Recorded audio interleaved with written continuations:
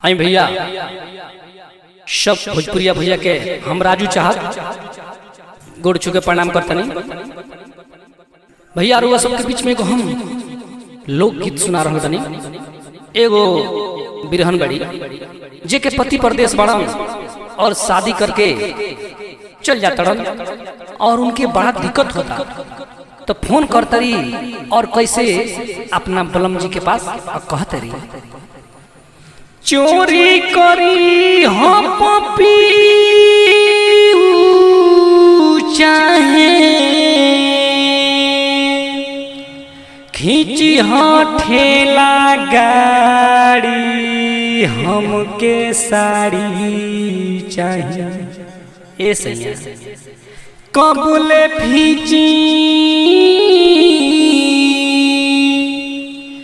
गाना के छाड़ी हमके साड़ी चाहिए। कबूले फीची गाना के छाड़ी हमके साड़ी चाहिए। कबूले फीची गाना के छाड़ी हमके साड़ी चाहिए। चोरी करी हम पपियू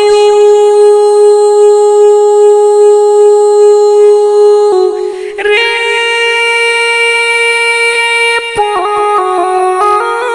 पपियू, चोरी करी हम पपियू चाहे खींची हो ठेला गाड़ी हमके साड़ी चाहिए। कबले फीची गावना के छाड़ी हमके साड़ी चाहिए। कहतरी ए सही कबू देखे आईनी जब से हमार गवना भइल बा तो सक तकिया नहीं हरे के, ई जौन हमार सूट पहनता नहीं उ नहीं हरे के, ई बिछौना भइल ई तकिया भइल सब नहीं हरे के। आज ले राउर सुख हम कुछ जानले बानी, कुछ नहीं जानले, लेकिन एबरी सुन ली हम राउरे किनल पहिनेम, हमरा के एबरी कीनी तबे हम पहिनेम। हम नहीं जानत घर में केवाड़ी लागी कि खेती हुई, हमरा कुछ नहीं जानत, हमरा के तो साड़ी चाहिए।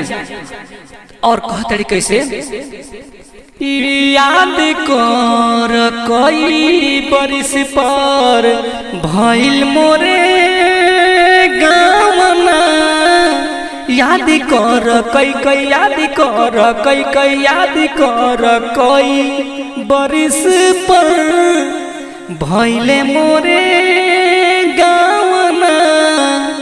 नैहरे के साया साड़ी ओढ़ना बिछावाना, ओढ़ना बिछावाना भला ही न